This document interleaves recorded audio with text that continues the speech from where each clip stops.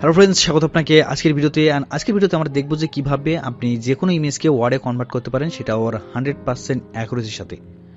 বর্তমান অনলাইনে অনেকগুলো ওয়েবসাইট রয়েছে যে ওয়েবসাইটগুলো ইমেজকে ওয়ার্ডে কনভার্ট করে দেয়, বাট এখানে প্রবলেম হচ্ছে যে আপনি যখন ওয়ার্ডে কনভার্ট করবেন তখন এখানে অনেকগুলো ওয়ার্ড মিসিং থাকে, যে ওয়ার্ডগুলো একটু ঝাপসা রয়েছে, দেখতে সমস্যা, সে ওয়ার্ডগুলো কিন্তু আপনি সঠিকভাবে রূপান্তর করতে পারবেন না। সো আজকে যে সাইটটা দেখাবো সে সাইটটা হচ্ছে গুগলের একটা বিল্ট ইন সাইট, সবাই এটা জানেন, আর যারা না জানেন তাদের জন্য আজকের ভিডিও। সেই সাইটে আপনি কিন্তু 100% অ্যাকুরেসির সাথে যে কোনো ছবিকে ওয়ার্ডে কনভার্ট করতে পারবেন। আপনার যদি ছবি একটু ঝাপসা থেকে থাকে, বুঝতে সমস্যা হচ্ছে, সেই ইমেজগুলোকে কিন্তু আপনি ওয়ার্ডে কনভার্ট করতে পারবেন। তো চলুন, আমার কাছে 3টি ইমেজ রয়েছে, যে 3টি ইমেজকে আমরা আজকে ওয়ার্ডে কনভার্ট করব। সো আমরা এই 3টে ইমেজকে ওয়ার্ড কনভার্ট করব। ওয়ার্ড কনভার্ট করার জন্য আমরা এখানে যাব গুগলে। যাওয়ার পরে এখানে আমরা গুগল ড্রাইভ লিখে সার্চ করব। তার আগে আপনাকে কিন্তু অবশ্যই মেইলটাকে লগ ইন করে রাখতে হবে। সো লগ ইন করার পর আপনি ডান সাইডে দেখতে পারবেন এখানে যে 9 ডট এই যে মেনু রয়েছে, এখানে ক্লিক করলেই আপনি এখানে গুগল ড্রাইভ দেখতে পারবেন, অথবা আপনি গুগলে যে সার্চ করতে পারেন গুগল ড্রাইভ লিখে। সো আমি জাস্ট এখান থেকে গুগল ড্রাইভে ক্লিক করব। ক্লিক করার পরে আপনি গুগল ড্রাইভে কিন্তু চলে আসবেন। সো আমার কিন্তু অলরেডি এখানে গুগল ড্রাইভ ওপেন করা রয়েছে। আমি কি করব, এখানে একটা ফোল্ডার ক্রিয়েট করে নেব, যে ফোল্ডারের ভিতরে আমরা এই ছবি 3টেকে রাখবো। সো এখান থেকে নিউ ফোল্ডারে ক্লিক করলাম। ক্লিক করার পর এখানে নিউ ফোল্ডার, তারপর একটা ফোল্ডারের নাম দিয়ে দিলাম এখানে কনভার্ট ফটো। দেন ক্রিয়েটে ক্লিক করব। ক্রিয়েটে ক্লিক করার পরে আমাদের ফোল্ডারটা কিন্তু এখানে ক্রিয়েট করা হয়ে গিয়েছে। আমরা যদি এখান থেকে এই তো কনভার্ট ফটো। সো আমরা ইমেজগুলোকে এইখানে রাখবো।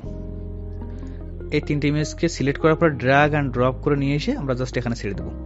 ইমেজ 3টে কিন্তু এখানে আপলোড হয়ে গিয়েছে, সম্পূর্ণ ফ্রি। আপনি এখানে হাজার কেন, আপনি যতগুলো ইমেজ রয়েছে সবগুলো ইমেজ কিন্তু আপনি এখানে কনভার্ট করতে পারবেন, এখানে কোনো লিমিটেশন নেই। কিন্তু আপনি যদি ওয়েবসাইটের মাধ্যমে করে থাকেন তাহলে সেখানে কিন্তু লিমিটেশন থাকে যে এতগুলো ইমেজ করতে পারবেন, তারপরে করতে পারবেন না, বাট এখানে কোনো লিমিটেশন নেই।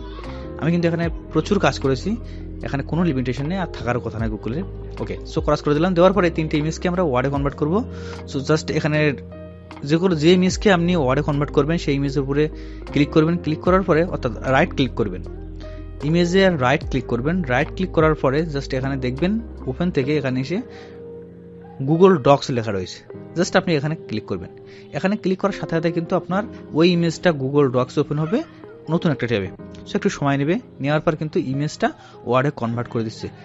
এটা কিন্তু হয়নি, এখানে নিচে যদি স্ক্রল করে আমরা দেখতে পাবো যে এইখানে কনভার্ট করে দিয়েছে। এখানে যে টেক্সটগুলো রয়েছে হুবহু সেই টেক্সটগুলো দিয়েছে, জাস্ট আপনাকে একটু ফরম্যাটিং করে নিতে হবে। সো এটা ঠিক আছে, আমরা পরেরটা করি। পরে আমরা এখানে ক্লিক করব। ক্লিক করার পর আবার রাইট বাটন ক্লিক করে ওপেন উইথ গুগল ডক্স, পরেরটাও করে নেব। রাইট বাটন ক্লিক করে open with Google Docs. So এই 3টে ইমেজ কিন্তু হয়ে গিয়েছে, আমাদের কনভার্ট করা হয়ে গিয়েছে। আমরা ডাউনলোড করব কি করে ইমেজগুলোকে, জাস্ট এখানে যাব।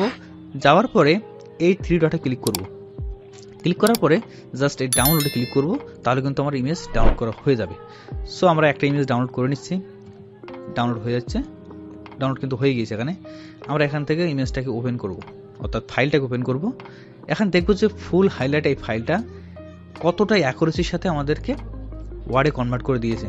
সো জাস্ট আমরা এখানে ইনেবল এডিটিং ক্লিক করব। ক্লিক করার পর দেখব যে ইমেজ 2টা। সো আপনি এখান থেকে মিলিয়ে দেখতে পারেন যে কতটা অ্যাকুরেসির সাথে এই ডাটাগুলি কনভার্ট করে দিয়েছে। সো এভাবে কিন্তু আপনি আপনার ইমেজকে ওয়ার্ডে কনভার্ট করতে পারবেন। আর ট্রাস্ট মি, এখানে আপনি কাজ করে দেখতে পারেন। যদি আমার কথা বিশ্বাস না হয়, এখানে 100% আপনি কিন্তু অ্যাকুরেসির সাথে ডাটাগুলিকে কনভার্ট করবেন। আপনার টাইপ করার প্রয়োজন নেই, আর টাইপ করারও কোনো দরকার নেই।